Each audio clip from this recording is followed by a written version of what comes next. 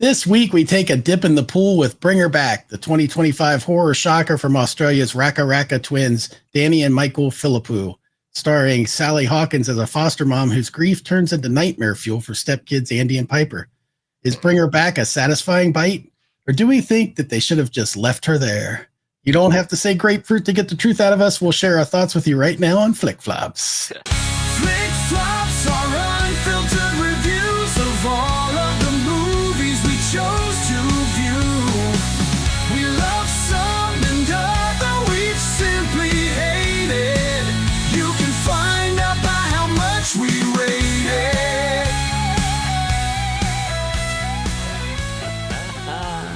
Oh, that's all stuff that has to do with the movie. It's fantastic.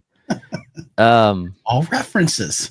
So, first of all, let me just say I love the Andy and Piper reference because those who don't know, my dog that I adore with every ounce of my being's name is Piper. Yeah. And of course, I'm Andy. So we got that going for us. Andy Gary, and let's jump in real quick. Rotten Tomatoes, as they would say down under, tomato. It has it sitting at 89 with the critics and 79 with the popcorn eaters. So this film was very well received. I was not even aware of this film until you said something about watching it for the show. So I went in blind, completely blind. So not the a pun intended. I was going to say that plays in the movie. So you give me your thoughts, Gary. Let's start with you, and I'll chime in. Right. I'm fresh. I literally just finished watching this movie before we were recording this. Okay. And yeah, I have some notes I jotted down. Okay. Let's talk. I will start by telling you this. I saw it the opening weekend. Okay. Jeff and I went and saw this movie. Yeah. Hey, Jeff. Yeah. Hey, Jeff. Call out. When we saw it was during the day. So it was like sometime in the morning or afternoon, early afternoon or whatever. So leaving the film and it being bright and sunny outside was kind of weird because I don't think we spoke for half the drive home. A lot of it was, I don't know how I feel about this movie. It's so, it's not, I don't really think of it being horror that much. It's as far as like, there's not really any, there's some horrifying moments, sure, but it's not a traditional horror movie. It's got occult elements and stuff like that, but it's not like a slasher movie really, or like it's very grief driven. This and overwhelming doom and dread in this film. It's like a blanket over the entire thing. I was telling a guy I work with about it because I saw all but 20 minutes of the movie and I had to leave.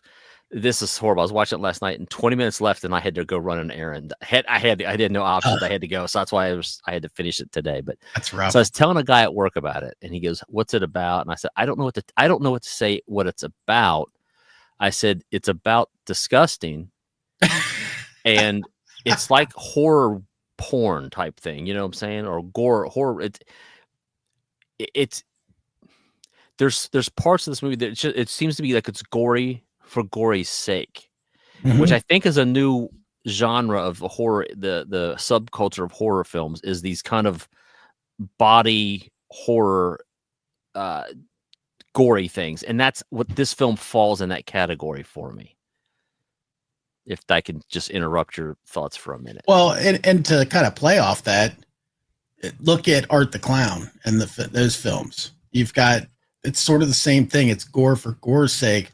The difference in this film is it doesn't have a sense of fun to it at all. And it's because there's so much, I mean, there's dread. There's dread in it. And it's not, when I say it's not a horror movie, I don't mean that it's not a horrifying film. I mean that it's more like, it's psychological. Like jump scare. It's not those kind of, it's not something that you feel afraid from or creeped out. Creeped out, but you know what I mean? There's a couple instances, again, I'm more fresh than Gary on seeing it, where there is a moment where you feel like, oh, it's a jump scare, and it really doesn't jump scare you. They set it up, but then the camera pans, and it's not a pan like, oh, it's going to reveal the monster, because there's no real monster to reveal. It just reveals more of the story and the way the camera does it. And I'm like, Okay, but what I found about this film, because I'm really like you, I'm not sure where I feel about this film yet. There's an anxiety to watching this film that I had the whole film, hour Yeah. and 43 minutes, and I'm just like, oh, and I was waiting for the hammer to fall, then it doesn't fall, but then something else tumbles over. You're like, well, wait a minute, I don't understand what's going on here. Get Yeah, you don't really have a good sense of what's going to happen in this movie either. There's no real I don't want to say tells, but there's no real like cliches like, oh yeah, I see this, I see where this is going. Right. Because you kind of do, but there's things that like it's going to lead to something, but then you don't see what it like. Oh, I didn't see that happening. That's a little gross. I'll tell you what the problems with the movie are. If that's vague enough for the people. I will say that I enjoyed the movie overall. I did watch it again, Andy, just so you know. I did. Oh, good. Okay, good. The first time I still wasn't sure, but I was like, for people that like horror, I'd recommend it. Yes. The thing that I have to say about the film that is in the negative column is two things. One is, well, it's kind of the same thing in a way. One is the lore. There's some lore to this that you feel is out there, especially in the beginning with the credit scene, because there's a lot of little VHS clips kind of going on that kind of clue you into some of the stuff what's going on to set you up later, so you kind of get an idea of what's happening. And then there's also the rules. There's some rules that are obviously in play that on first view you might not get. I don't think I got them. Mm-hmm. On second viewing, I noticed some things that I didn't notice the first time. And I think that this film is primed for like a prequel or a sequel or something where it's not these characters, but the outer stuff that was going on in this would be interesting to see, I think. Without it, it's just kind of, it doesn't feel complete. It feels a little bit like there's something missing. And I think that's part of the fact that you don't really know how things are actually happening, really. You don't really know the rules. And sometimes when you don't know the rules and that you don't have any way to kind of right, you're spot on. Grounded in it. You're spot on. One of my notes is that it seems to me, again, now I say it all the time, I'm a simpleton. I sometimes think you need to be hit over the head with what's going on. And it seems to me, and maybe you can tell me, maybe I missed it, but there's a major issue in the movie that is never really explained. And if I don't know that we you know where I'm leading with that, possibly, but I don't want to go into spoiler territory. So I'm trying to dance around, but there's something like the whole movie. I'm waiting for something to be fleshed out a little more, so to speak. Yeah. And it never gets there, and I'm like, I need more about, because I need to know why these things are happening. Right. And I never get that. So for that sake, that part I was a little bumped by. I needed, again, but this is in a lot of movies that I watch that I'm like, maybe I'm too dense and I'm not getting it, or it's so subtle, you know what I'm saying? Like maybe it's just there, but that's where I'm at with that. Because I kind of with you where you were going. I think I know where you're going with that, and we'll discuss amongst ourselves later. That's for Kevin. Yeah, Kevin. I will say the performances in the movie are awesome. I mean, it's a great cast. Yes. The film, the directing, the cinematography, and everything is great. I mean, I don't have any problems with any of that stuff. Not at all. In fact, the kid, Jonah Wren Phillips, I was kind of blown away by that character, by that kid. Is it this guy? All the stuff that kid had to endure to make this film is like crazy. I had one of my notes is the acting is solid on all accounts. Yeah. There's not one person I was like, I mean, even the foster parent, I was like, I hate this character. Like, not because it's bad acting. She's acting so well. I hate this person. And she has a way of playing that she's kind of sympathetic to a degree. Yeah. Until things go too far, because you can understand where she's kind of coming from. Right. But, I don't know that you would be taking those drastic measures, but sure. Yeah. I mean, that's kind of I really think that's the sort of the vibe that goes on the whole film is that grief, and that you feel kind of in that as it plays out. Yeah. And it's really, I think these guys, as a parent, I think maybe that's even, you can relate to a degree. These guys, they know how to make a film. Yeah. There were parts where I thought this was kind of felt like they had a lot of great ideas for things they wanted to do, and they had to build a story around them. Possibly, that's how I felt at times. Sure. Because again, there's something that I don't get the answer to that I wanted. So, but that could be just on me.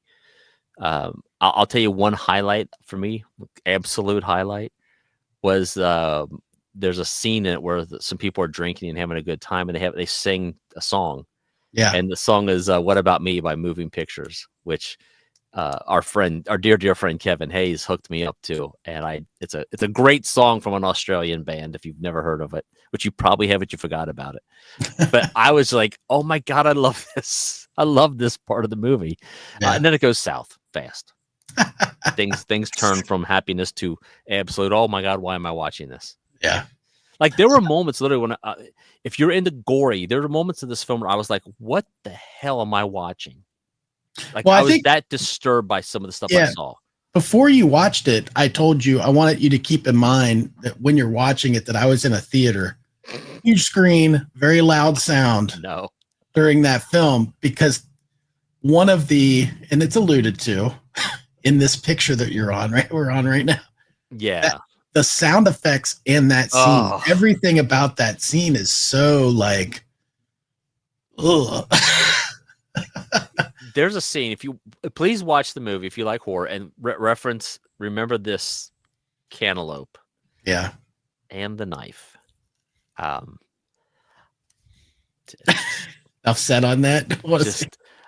And I'll say this also, Gary. I thought the effects in this, the special effects, were really perfect. Yeah. Whoever did the effects was fantastic on this stuff. Like there was stuff happening that I was like cringeworthy. I was like, I'm feeling that. Yeah. On my couch, I was like, like it hurts my. Yeah, and I mean, I'm sure it's all practical effects too, especially with the kid. There's parts with the kid that I'm like, how did they even do that? How did they pull that off? I'm like, again, what that kid had to go through for this movie. I'll give you two words that made me just pause what I was doing. Arm jerky. Yeah, you texted me that. I was just like, I don't what. And the scene that Gary references in this picture, I was just like, what? Dude, I actually was like looking down at my dog for a minute. I look up, I'm like, oh my. Oh, please. Like I wanted to reach out and help him. Like, don't do that. Please don't do that. You really should not be. All right. Yeah, I don't want to ruin There's things you shouldn't be doing. I kind of wrote up a little something that I wanted to say about this for details, but I wrote it in a way that I could just read it real quick. Yeah. But I think I want to save it as kind of when we're kind of done. And I'll just say, ultimately, this is kind of how I felt. Yeah. So for now, I think I'm really curious to see your ratings. So let's go to ratings. Okay. So I'm struggling here. I'm going to err on the side of better. So I'm going to give it 2.5. I was teetering at 3 because there's a plot issue that bothered me. But as a fan of horror, and if you are a fan of horror, I think you'll like this. And I like to think I'm a horror guy. So I'm going to give it a 2. I'll probably watch this again, to be honest, because I want this to be better in my head than my first initial watching. The first initial watch was a lot of shock to me. That I'm literally saying, like, this movie was a little like, and I'm not gonna be that guy like, this movie, oh my God, this is the worst thing that's ever been put on. It's not that, but it is. If you have zero idea what this movie's about and you start watching it, there'll be a few moments where you're like, oh shit, yeah, these people need to talk to somebody. There's a therapist they need to be talking to. Well, before I give you my score, I'm going to tell you that you should watch it again. You should probably wait a couple weeks or so. Yeah. I think that your score is very in line with having just watched it and it's fresh and you haven't had much time to really think about it. Yeah. And I think a second viewing will make you change your mind a little bit. I actually gave it 1.5 TP. Okay. I liked it quite a bit. I backed off giving it a better score than that, just because of the rules and the lore part. I just feel like I wish we could have got a little bit more from that. Absolutely. So initially, when you came out of the theater, what do you think you would have given it? I could not even come up with a score. I probably somewhere in the middle. I was leaning towards 3, sitting down to you. I had 3 written on my paper, and then I was like, nah, because I'm thinking about it in my head. And I'm like, there were elements that were really good. Yeah. It's just this one thing that just kind of, yeah. And I'm not going to punish the film for that much. I'm like, okay, I'm not going to say that, because overall I thought it was enjoyable. I mean, for what it can be. If you said 2.5 is the center, I probably out of the theater probably would have went around a 2. Yeah. Okay. Maybe. Good. There you go. I think I came even further towards. I mean, there's very little that's wrong with the movie, but because those things are lacking, I feel like it kind of ends up not feeling complete at the end. This just lets me know how I can now judge you. Okay. So let me read you my thing I got real quick. I put, ultimately you feel plopped down into a horror tale that leaves you kind of needing to fill in the blanks that there's no true answers for. A lot to speculate on, and it could be an interesting sequel or prequel material, which I mentioned before, to further flesh it out. Performances are outstanding. The film is truly unsettling, and on a first viewing, you're left with more questions than answers and the feeling of needing a shower. On second viewing, some details come to light that further hint at the lore, but don't really feel like they're solid canonical points. It's more like being a detective with no real leads or evidence and trying to piece the puzzle together from assumptions. All of that said, I think obviously the twins have a great future in film. This is their second feature. Yeah. And I look forward to seeing what they're going to go up with next. And I understand that they're talking about possibly doing, if maybe they've already announced that a Talk to Me sequel. So okay, I'm looking forward to that too. I really enjoyed that movie. So I'll give you a real quick you got a Rotten Tomatoes? Yeah, I mean, I'm just scrolling them. Overall, this thing is very well received. Yeah. And so that always makes me think it must be me that does it. And again, I'm not saying it's bad. It just kind of, if you watch it, you'll see what I'm saying. But this one is from Christina Newland, and she's from inews.co.uk. And her short little critique of it is, bring her back as a film that knows how to provoke, but not how to provide much insight. And I'm kind of like, yeah, that makes sense. I'm with you on that. That sort of alludes to what we've been saying. Right. And that falls in line. I mean, there's other ones that are kind of, this film slides dangerously along that fine line that separates the artistic from the sadistic. Yeah, that's an accurate assessment too. But anyway, go see it. If you're a horror fan, go see it. If you are not into any kind of horror, do not watch this movie at all. Don't even watch the previews. Yeah, if I remember correctly, I think there was a teaser trailer for this, and with it being an A24 film, I was like, yeah, horror and A24, I'm definitely going to see it. And so that studio is on top of things, man. They're doing such great work, so good on them. Yep. All right, well, anything else to add, Andy? No, sir, man, but I definitely don't want cantaloupe in my life. It's all in how you eat it. Thanks, everybody. Please like, comment, subscribe, and let us know in the comments if you saw Bring Her Back and what you thought about it. And if you haven't seen it, go check it out I'm sure it's on Video Demand or something. You can watch it on some streaming service and then come back here and let us know. Thanks. # grapefruit. Andy and Gary are coming to you with a new movie they like to review. Whether they liked it or you will soon see by their rating amounts of poo or TP. They rate things different than other shows. The higher the amount, the more it blows. Flick flops are unfiltered reviews of all of the movies we chose to view. We love some and other we've simply hated. You can find out by how much we rate it.